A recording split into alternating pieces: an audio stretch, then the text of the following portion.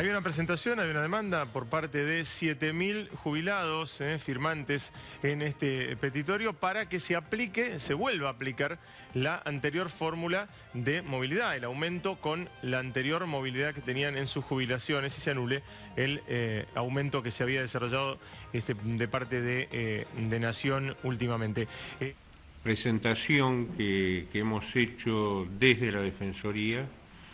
respecto a los efectos de la suspendida ley de movilidad a través de un amparo.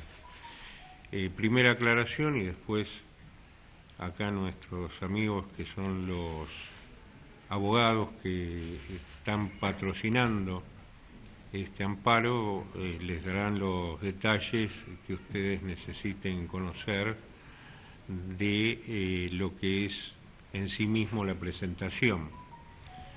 En realidad, muy brevemente,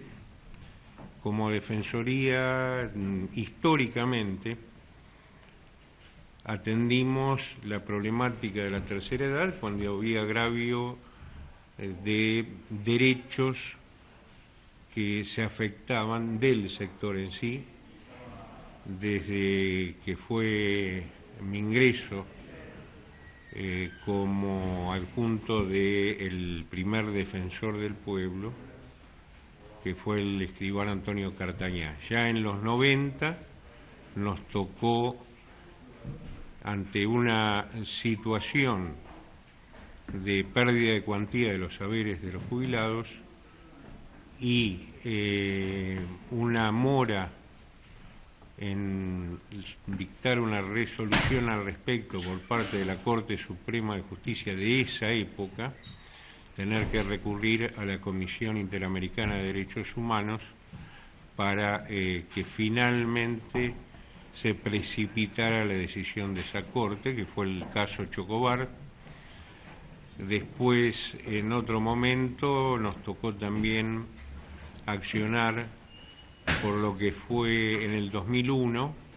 el descuento del 13% en los saberes jubilatorios de más de 500 pesos, una medida que tuvo resultados positivos. Seguimos así y desgraciadamente con este tipo de situaciones que se van repitiendo en nuestra historia. Llegamos al caso que ustedes conocerán como el caso Badaro, que también hicimos una medida colectiva en paralelo con lo que era la Defensoría del Pueblo de la Nación en el año 2008. La medida de la Defensoría Nacional llegó a la Corte en el 2010 y al día de hoy, que ya no existe más materialmente el caso porque o cobraron o fallecieron los jubilados, al día de hoy no tiene fallo de la Corte. Un poco más acá denunciamos lo que fue la quita de alrededor de 7 puntos en el llamado factor empalme del cambio de ley de movilidad en diciembre del 2017, que eso está hoy en conocimiento de la Corte. Hay una cantidad importante de expedientes que han llegado a esa instancia. En el año 2018 y 2019 hicimos 5 exhortaciones al Poder Ejecutivo por la pérdida de cuantía, la pérdida de poder adquisitivo de los saberes de los jubilados, exhortación que hicimos extensiva para conocimientos a todos los bloques parlamentarios, y esto estaba en relación a lo que se consolidó en detrimento de los jubilados, que es una pérdida en esos 2 años de alrededor de 20 puntos, más exactamente 19.5 del poder adquisitivo de los saberes en relación con la inflación. Llegamos a esta instancia donde aparecían como consolidados, por lo menos el índice que había generado la ley suspendida hacia el mes de marzo, que es el 11.56, se suspende la ley pero su efecto consideramos que es válido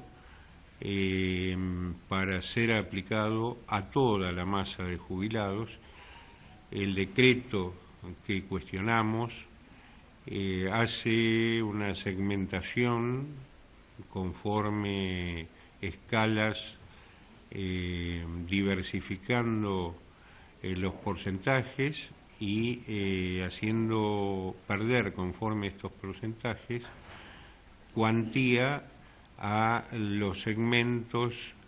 que van aumentando, que tienen mayores ingresos a partir de los 18.000 pesos, por lo cual lo que vamos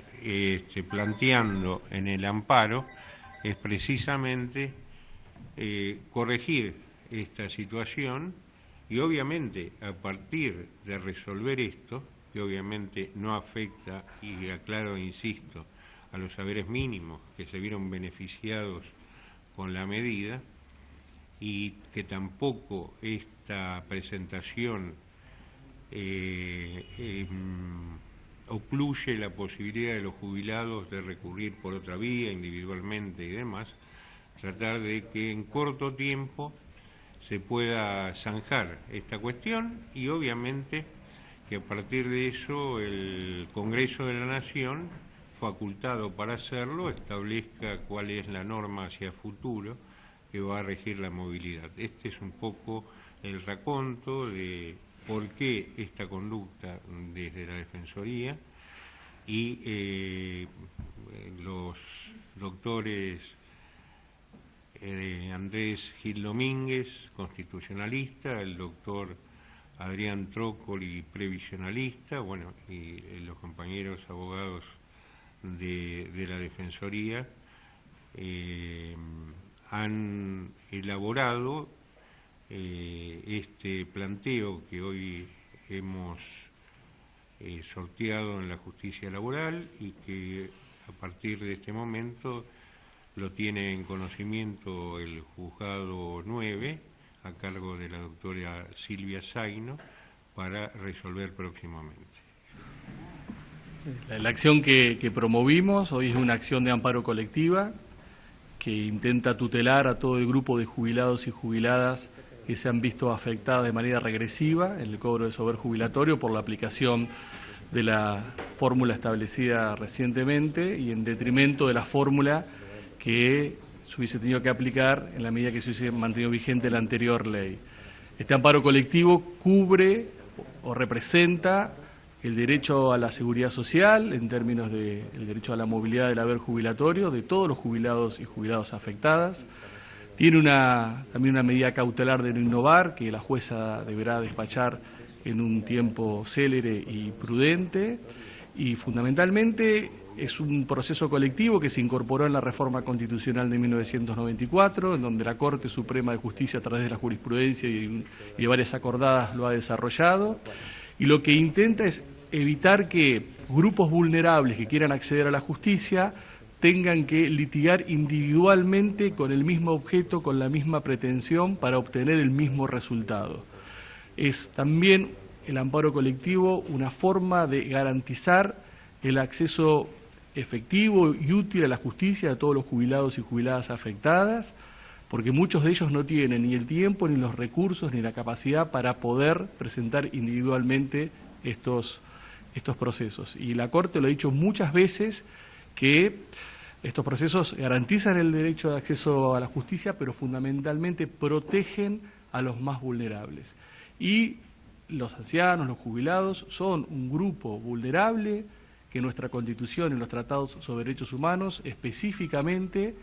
le otorgan una tutela especial y le endilgan al Estado argentino la obligación de desarrollar conductas positivas de tutela, ya sea en torno a sus derechos y ya sea en torno al acceso a la justicia. Por eso creemos que esta es la principal forma de defender los derechos de los jubilados, de garantizar su acceso a la justicia y también de hacer un aporte al debate público. Esto es un intento también de hacer un aporte al debate público, de ayudar al presidente de la Nación, por quien yo guardo una alta estima personal, él lo sabe, y una gran admiración, hacer un aporte a que se tenga en cuenta que en el tema de discusión del derecho de los jubilados a la movilidad y a la protección de la previsión de la seguridad social, el principio básico y arquitectónico de nuestros derechos es la progresividad y la no regresividad. Y que cualquier norma que dicte el presidente o que dicte eventualmente el Congreso no puede estar fuera de este marco, no puede considerar como un piso mínimo este marco. También, por eso, esta acción no solamente intenta representar el derecho de todos los jubilados y jubiladas afectadas, sino también hacer un aporte al debate público sobre el alcance de los derechos de los jubilados y jubiladas y la protección que el Estado debe tener con respecto a ellos.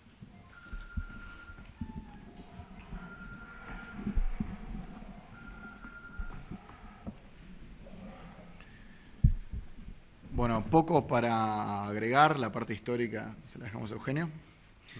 Y creo que lo más importante es el carácter colectivo, pero desde la especialidad no puedo dejar de decir que hay un problema muy serio respecto de un grupo importantísimo de jubilados que simplemente no tienen acceso a la justicia. Esto no es teórico, no estoy diciendo que el constitucionalismo se quede en los libros, pero lo vemos a diario. Nosotros como abogados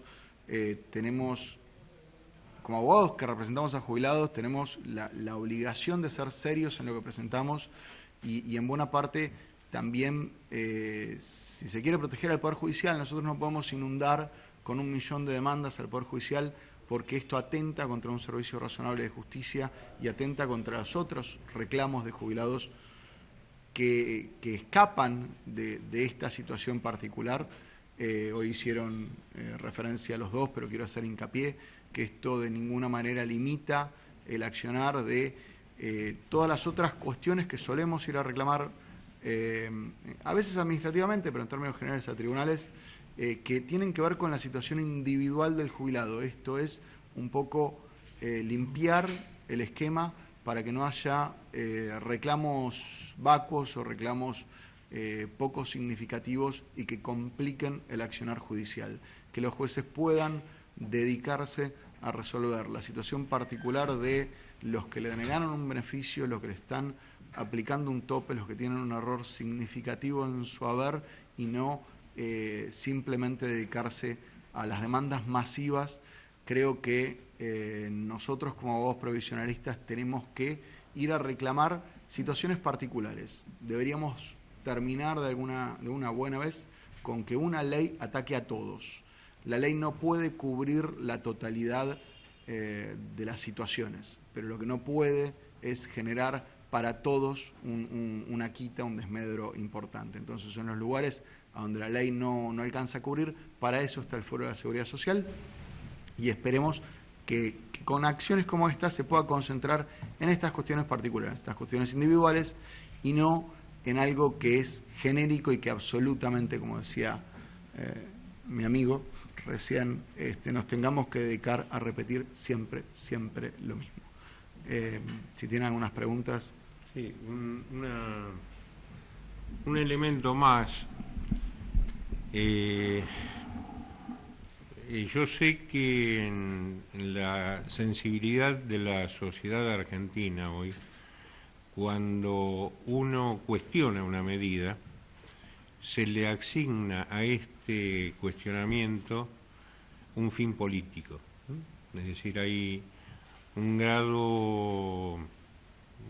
de paranoia o de persecución de suponer que tratar de evitar que se conculque un derecho y sobre todo un sector vulnerable beneficia a tal o cual expresión política. Nosotros hacíamos, yo en particular, el raconto desde el 90 para acá, tantas veces que acudimos para proteger esos derechos colectivos, para que se comprenda que lo que seguimos pretendiendo es evitar que quienes administren el Estado en cualquier circunstancia puedan cometer errores, a veces no advertidos. Sabemos de el estado crítico de la economía argentina, esto va de suyo, y lo hemos advertido con las distintas administraciones. De todos modos, quienes provenimos de experiencias muy traumáticas y fuimos víctimas de esas experiencias en otros momentos, y refiero a muchos de mi generación, creemos que es necesario que los resortes articulados del Estado de Derecho vayan dando respuesta a esas situaciones críticas, que no nos agotemos en miradas pequeñas cuando necesitamos un horizonte común. Tal vez, como le decía Andrés Gil Domínguez, es una posibilidad la que se nos plantea para ver cómo salimos de esta crisis sistémica que tiene la seguridad social, cómo desde mirarnos cara a cara con nuestras opiniones más diversas. Me tocó trabajar en reformas de los sistemas en otros países y reconociendo el expertise técnico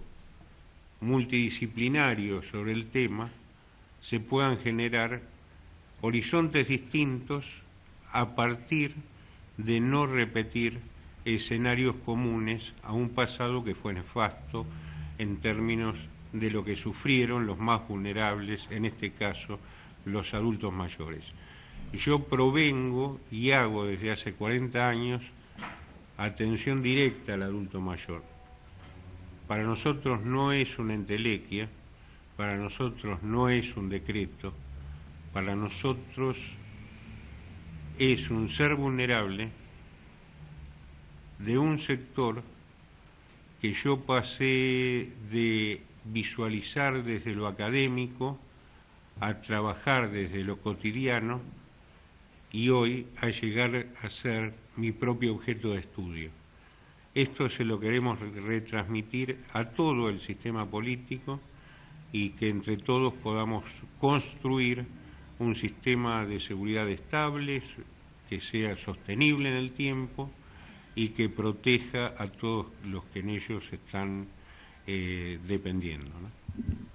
Para el doctor, una consulta. Doctor, si técnicamente nos puede explicar cuál es el fundamento de la presentación. El fundamento en realidad es muy simple. Tenemos 4 grandes derechos conculcados en la Constitución, que son derecho a la igualdad ante la ley. Lo hemos contado muchas veces, pero básicamente el decreto lo que hace es dar aumentos escalonados y distintos a grupos que están bajo el mismo paraguas legal. Tenemos jubilados que no han recibido descuento alguno, algunas leyes especiales que en realidad no tienen grandes razones para estar protegidas, pero están afuera del esquema. Primera desigualdad, que si fuera la crisis para todos deberíamos afrontarla entre todos, no algunos. Y dentro del mismo grupo que están jubilados es irrazonable que algunos reciban el 13% y otros un 3,7% de aumento. Esto no cumple con el objetivo de la movilidad. La movilidad no es otra cosa que mantener el poder adquisitivo de la prestación a lo largo del tiempo. Si estamos quitándole una parte a un grupo, a ese grupo, sea que sea una quita menor o mayor, no corresponde. Este es, creo, el argumento más que más me gusta a mí, pero el más fuerte, entiendo que simplemente es un derecho adquirido. Lo que sucedió con la ley anterior es que durante el gobierno anterior se retrasó el pago de las jubilaciones. Simplemente se decidió hacer una medición de inflación y salarios y pagarla con una demora significativa. En vez de corregir esta situación, este decreto lo que hace es empeorarla y no le reconoce un derecho ya adquirido, porque el trimestre el tercer trimestre del año pasado, terminó en septiembre del año pasado. Esa plata les corresponde a los jubilados como un derecho adquirido. Obviamente, el principio de no regresividad que mencionaste, que Andrés mencionó varias veces, nosotros tenemos un control de convencionalidad, lo cual significa que hemos equiparado los tratados internacionales a la Constitución Nacional hace mucho en cuanto a derechos humanos, y no podemos dar peores derechos o dejar de reconocer derechos, empeorar en la situación de derechos ya reconocidos. Los jubilados están claramente, especialmente tutelados. Tenemos cientos de fallos. La Corte Suprema de Justicia de la Nación hace exactamente un año, o se va a cumplir un año el mes que viene, la última vez que hizo mención al control convencional para los jubilados, dijo que especialmente en época de crisis es cuando más tenemos que protegerlos. Un aporte en este sentido: Argentina fue uno de los primeros estados que, a mi criterio, muy valientemente promovió la celebración del tratado, del acuerdo de diversos países de la llamada Convención Interamericana de Derechos Humanos de las Personas Mayores, que termina firmándose hacia el mes de junio de 2015 en Washington, y que luego en el 2017 es receptado por una ley en nuestro país, que es la Ley 27.312. En su artículo 26, los estados tratantes se comprometen a la no regresividad de los derechos, es decir, traducido a un idioma más lego y sencillo, a no recortar, que no haya mermas de los derechos del colectivo de los mayores. Inclusive esto fue invocado por un juez federal del Juzgado 1 de Salta recientemente, y creemos que estas buenas iniciativas, como Estado, como país, no pueden devalorizarse a partir de medidas de circunstancia que tal vez son comprensibles en términos de lo económico, pero no se condicen con esa protección, esa progresividad que se ha comprometido el Estado argentino. Es más, lo comentaba Andrés, ya hay fallos de la Corte Interamericana por no observar este principio de Estados hermanos de Latinoamérica, ¿no? Y contra el Estado argentino. O sea, hay fallos de la Corte Interamericana el año pasado contra el Estado argentino, el caso Hernández versus Argentina, que si bien se dedica al tema del derecho a la salud, lo hace de una perspectiva que ningún derecho económico, social y cultural, y entre ellos la seguridad social, puede soportar de forma razonable medidas que sean regresivas, y esta claramente es una medida regresiva. Señor Eugenio Celino, ¿cuál es su opinión respecto a la que utiliza el gobierno para llevar adelante este tipo de medidas, que es que algunos sectores pueden soportar la espera? ¿Cuál es su opinión sobre esto? Sí, yo en realidad en ese sentido tenemos también una opinión desde hace muchos años. Nosotros calculamos la canasta del jubilado semestralmente, que tiene que ver con la vida de un adulto mayor en grandes ciudades, una canasta que contiene gastos de vivienda, y en la última medición del 6 de octubre, que nos llevó a exhortar, como decía el gobierno anterior, nos daba 37.800 pesos. Vale decir que seguramente habrá hoy algunos pesos más que se le agreguen por lo que ha sido la inflación y demás. Por lo cual, nosotros tenemos una media jubilatoria que no supera los 26.000 pesos. Digo esto desde el punto de vista fáctico, contradice ese argumento al que vos aludís, pero por otra parte hay algo que es más de fondo a nuestro criterio, a mi criterio, que es que tiene que ver que la proporcionalidad y equidad, tal cual lo señalaba Trócoli, son las bases de un sistema previsional. El que hoy gana 40.000 pesos no es un privilegiado respecto al de 20, sino es alguien que aportó durante su vida laborativa el doble que el de 20. Si se rompe esto, se damnifica el futuro funcionamiento del sistema. Posiblemente haya que cambiar, ir a otro sistema, es decir, pero hoy nos seguimos rigiendo por la ley 24241 y 24463, que son leyes muy añejas, pero a su vez que respondían a otro esquema. Eran las leyes que generaban la privatización del sistema, es decir, la ruptura del sistema solidario. Es decir, hay grandes reformas que hay que hacer, pero obviamente, mientras no se modifique, no haya un cambio del plexo normativo, las reglas siguen impuestas por lo que hoy existe, ¿no?